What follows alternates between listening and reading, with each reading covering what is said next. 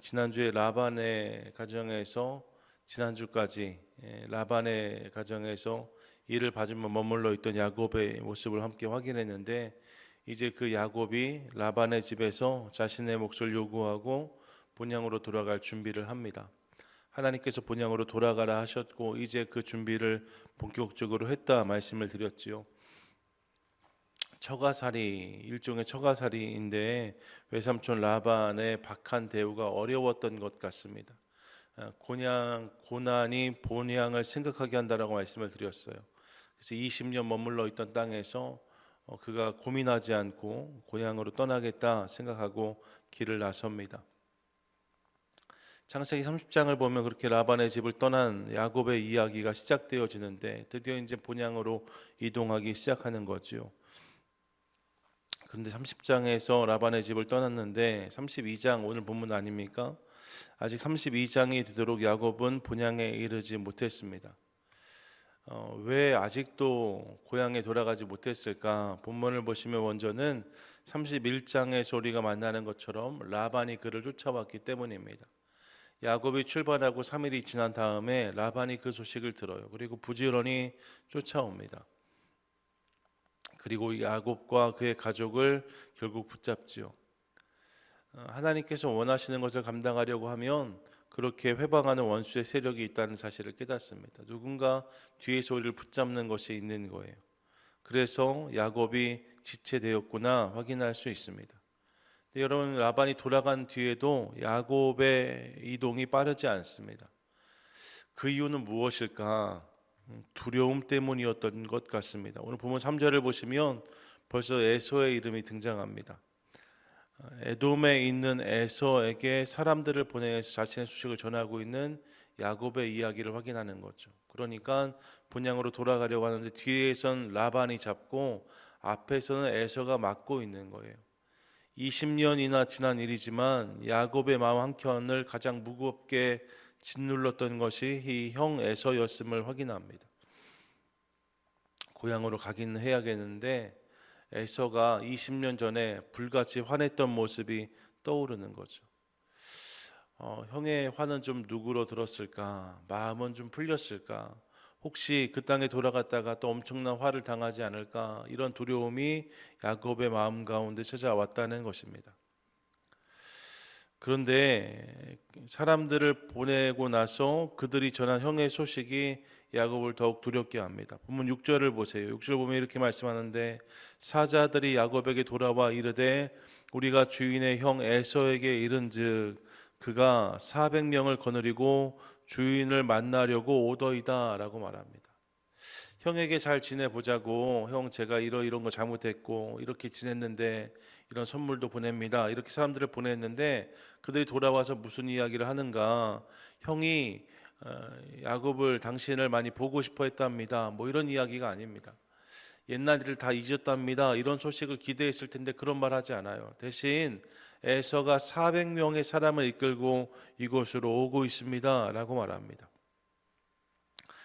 여러분, 400명을 이끌고 온다는 말을 듣기 시작했을 때부터 야곱의 심장은 뛰기 시작했을 것입니다. 5만 가지 생각이 들었을 거예요. 형이 여전히 화가 많이 났나?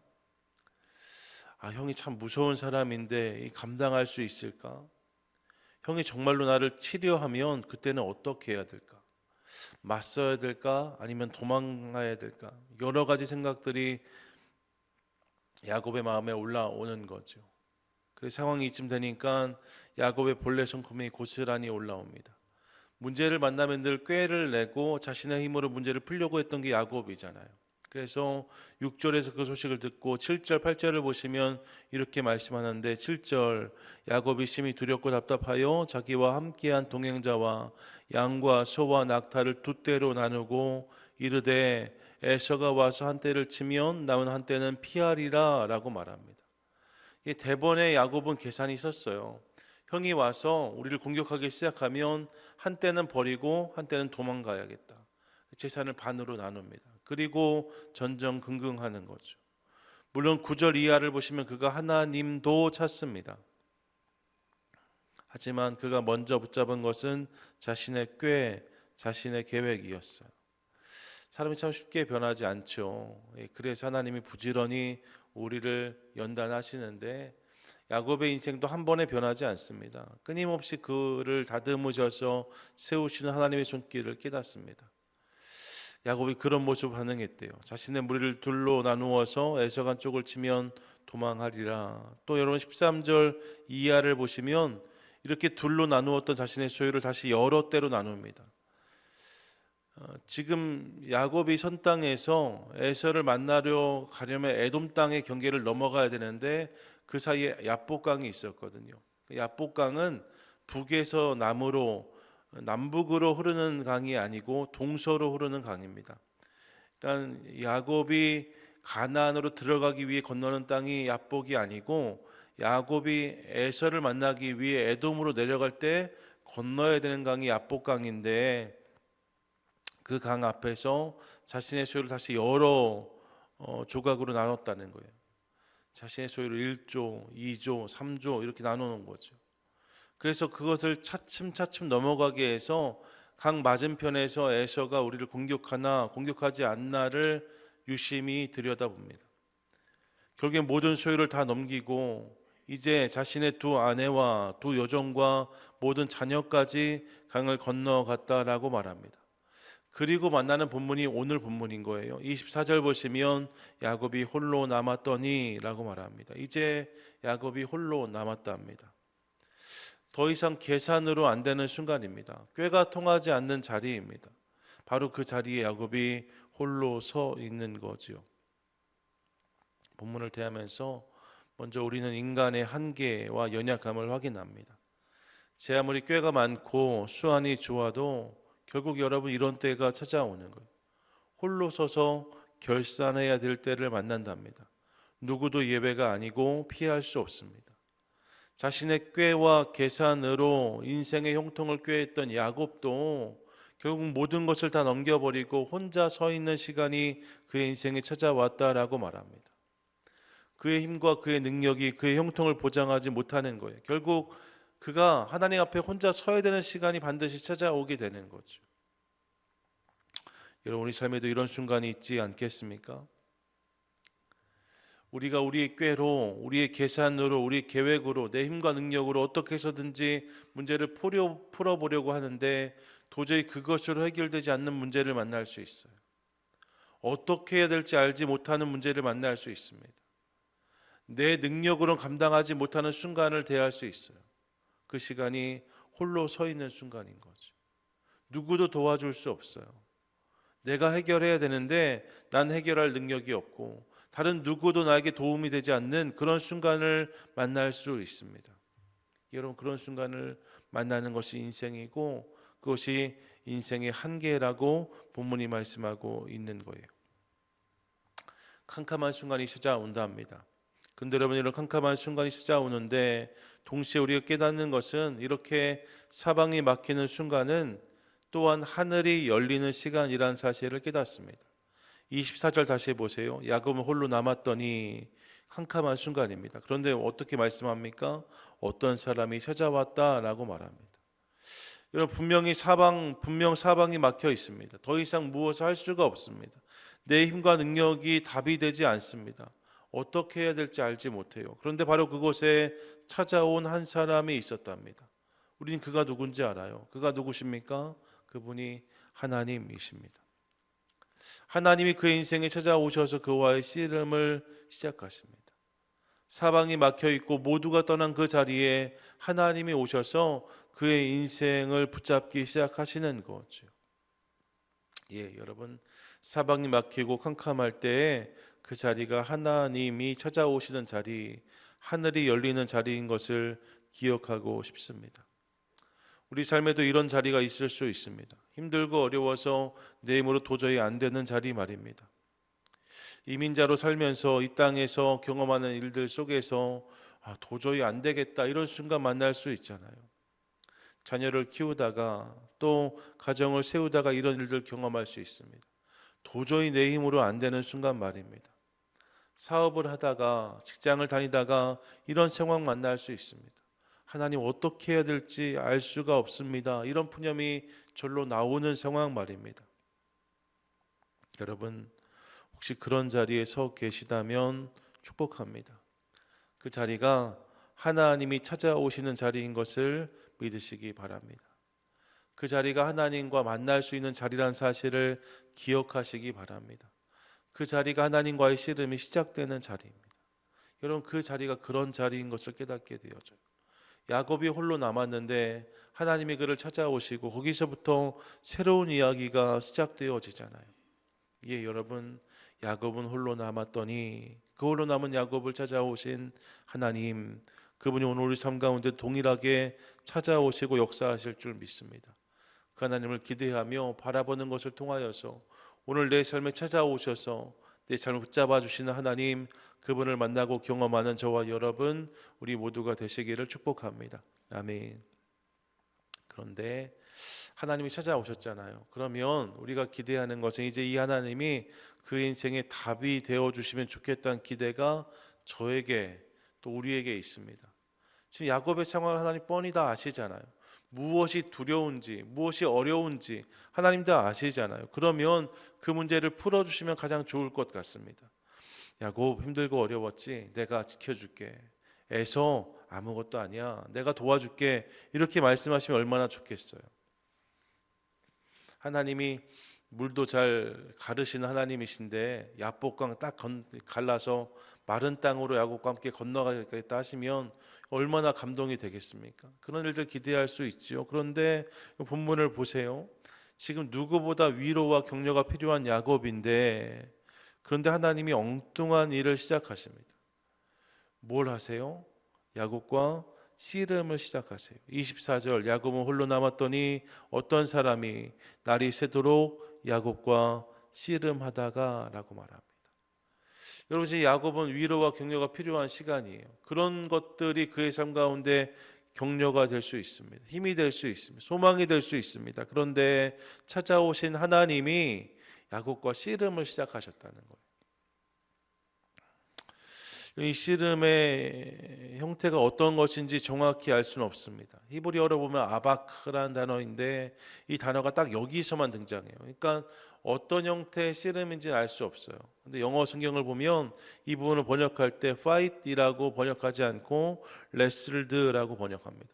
그러니까 레슬링과 이 단어를 연결한 거죠. 붙잡고 서로 넘어뜨려야 끝이 나는 씨름이 시작되어진 거예요. 치고 박는 싸움이 아니라 서로 주먹을 오고 가게 하는 싸움이 아니라 붙들고 늘어지는 씨름이 시작되었다는 거죠. 그리고 하나님이 이 씨름을 이어가십니다. 여러분 생각해 보세요. 하나님과 야곱의 씨름, 그냥 우리가 하나님이 야복강에 찾아오셔 야곱과 씨름하셨다 생각하니까 이걸 당연하게 생각하고 아무렇지도 않게 여기지만 여러분 하나님이 오셔서 그와 씨름을 거신 것도 사실 좀 이해가 안 되고 또 하나님과 야곱이 씨름을 시작했다고 하면 여러분 이 게임은 사실 순식간에 끝나는 게임 아닙니까? 하나님은 야곱과 겨룰 수 있는 분이 아니시잖아요. 마음만 먹으면 순식간에 이기시는 게임입니다. 야곱 정도는 순식간에 넘어뜨릴 수 있어요. 그냥 붙잡는 것만으로도 그걸 주저앉게 하실 수 있는 분이 하나님이십니다. 사실 게임이 되지 않는 씨름을 시작하신 거예요. 그런데 여러분 이 씨름이 끝나지가 않습니다. 25절, 26절 보세요. 25절 자기가 야곱을 이기지 못함을 보고 그가 야곱의 허벅지 관절을 치매 야곱의 허벅지 관절이 그 사람과 씨름할 때 어긋났더라. 26절 그가 이르되 날이 세려하니 나로 가게 하라. 야곱이 이르되 당신이 내게 축복하지 아니하면 가게 하지 아니하겠나이다. 여러분 야곱이 자신을 축복해달라고 말하는 걸 보면 이미 야곱은 이 씨름이 진행되는 동안에 자기가 붙잡고 있는 분이 누구신지 알았던 것 같아요. 이분이 큰 분이다. 내가 감당할 수 없는 분이라는 걸 알았던 것 같습니다. 그런데 야곱은 놓지 않고 하나님 그 씨름을 이어가세요. 얼마든지 그를 넘겨버릴 수 있으셨는데 얼마든지 이 씨름을 순식간에 끝낼 수 있으셨는데 하나님이 그렇게 하지 않으셨다는 거죠. 왜 그러셨을까요? 왜 지금 위로가 필요한 야곱에게 찾아오셔서 야곱에게 답을 주지 않으시고 씨름을 시작하시고 왜 그 씨름을 빨리 끝내지 않으시고 질질 끌어서 야곱을 보고 계셨을까요?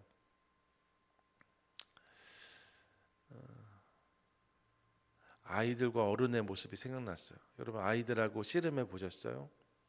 조그만 아이들 막 장난칠 때 너 아빠랑 아저씨랑 씨름 한번 해볼래?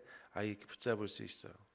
그럼 여러분 아이와 어른의 씨름은 사실 게임이 되지 않아요. 마음만 먹으면 번쩍 들어서 눕힐 수 있죠. 그런데 아이를 위해서 어른이 기다려줍니다. 허리를 꼭 붙잡고 넘어지지도 않고 넘어뜨리지도 않으면서 이 씨름을 이어가요. 그리고 아이에게 이 일을 통해서 끈기와 인내를 키워줘요. 아이를 격려해줘요. 그리고 어느 순간이 되면 아이쿠 하고 넘어지면서 네가 이겼다 말하는 그런 씨름, 손주와 할아버지의 씨름 볼 때가 있잖아요. 그런 모습이 떠오르게 되는 거죠. 하나님이 이 씨름을 통해서 무엇을 원하셨을까? 무엇을 보셨을까? 본문을 대하면서 하나님이 이 씨름을 통해서 야곱에게 보신 것은 놓지 않음이라는 사실을 깨닫습니다. 처음부터 주님은 이것을 보시려고 그와의 씨름을 시작하신 거죠. 당신을 붙잡고 놓지 않는 야곱을 하나님께서 보세요. 처음부터 이 씨름은 넘어뜨리는 씨름이 아니었어요. 누가 더 오래 견디나의 씨름이었어요. 나를 붙잡고 놓지 않는 야곱을 테스트하기 위한 하나님의 씨름이셨던 거죠. 그래서 야곱을 붙잡고 주님이 놓아주지 않으세요. 사실 야곱이 하나님을 놓아주지 않는 것처럼 보일 수 있지만 또 그렇게 말씀하시지만 실상은 하나님께서 그 씨름을 이어가고 계신 거죠. 왜요? 야곱의 끈기를 보시려고, 하나님을 붙잡고 놓지 않는 그의 모습을 확인하시려고 하나님이 지금 이곳에서 그 씨름을 이어가고 계신 거예요.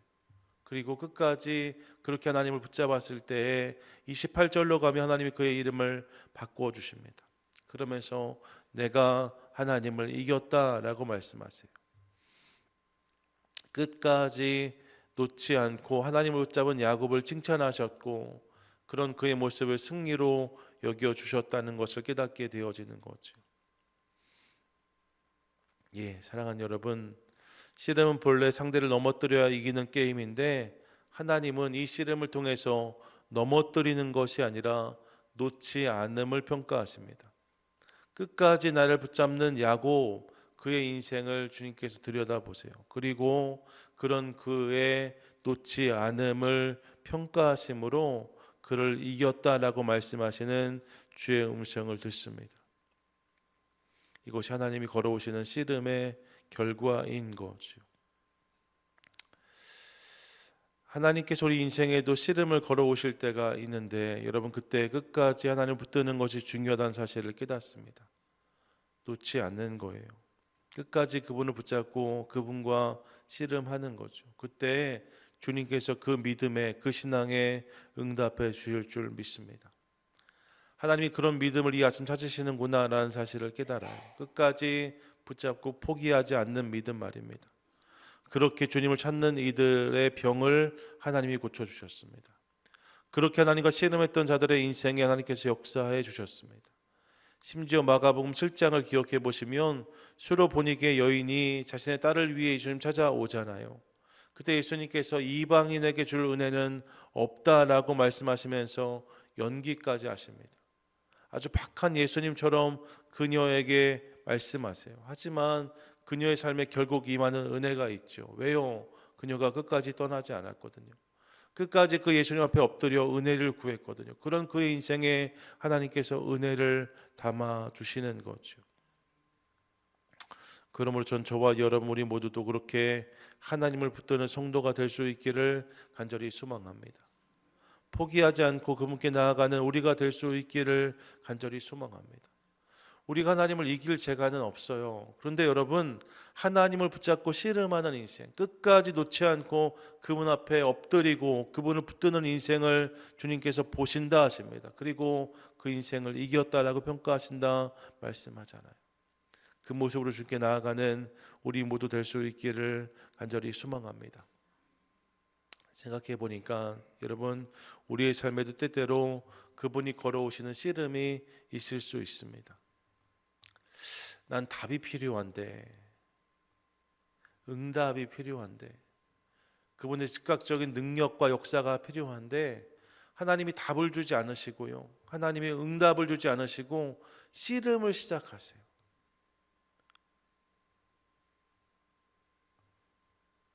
그 씨름이 힘들고 어려울 수 있습니다. 왜 하나님이 빨리 응답하지 않으시고 계속 나로 하여금 이렇게 씨름하게 하시나 그런 생각이 들 수 있습니다. 하지만 여러분 우리 함께 기억하겠습니다. 하나님은 그 씨름을 통해서 당신을 끝까지 붙들고 있는 우리를 보기 원하세요. 그리고 그렇게 끝까지 그 씨름을 감당할 때 그분을 붙잡고 놓지 않는 모습으로 주께 반응할 때에 그 인생에 결국 주님께서 놀라운 답을 주신다라고 오늘 말씀하고 계십니다. 주님이 오늘 내 삶 가운데 그렇게 일하고 계세요. 그러므로 바라기는 그렇게 주님을 붙잡음으로 문제를 넘어 답을 경험하고 두려움을 넘어 소망을 깨달으며 실패를 넘어 승리를 누리는 저와 여러분 우리 모두가 되시기를 축복합니다.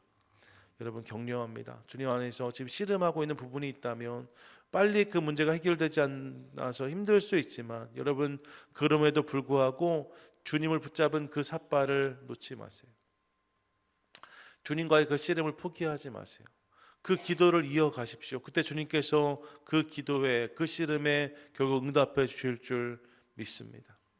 하나님께서 씨름을 걸어오시고 야곱을 보셨다 말씀하시는데 그 주님이 오늘도 우리 삶 가운데 그렇게 행하고 계세요. 어쩌면 우리 가운데 야복강에서 지금 하나님과 씨름하는 분들 계실 수 있습니다. 사랑하는 여러분, 주님께서 오늘 내 삶의 끈기를 보신다 말씀하시는데 끝까지 그분을 붙잡고 인내하는 것을 통하여서 결국 그분께서 내 삶에 주시는 놀라운 답과 역사를 경험하고 이를 통해 하나님의 놀라운 이야기를 써가는 저와 여러분 우리 모두가 되시기를 주님의 이름으로 간절히 축원드립니다. 아멘.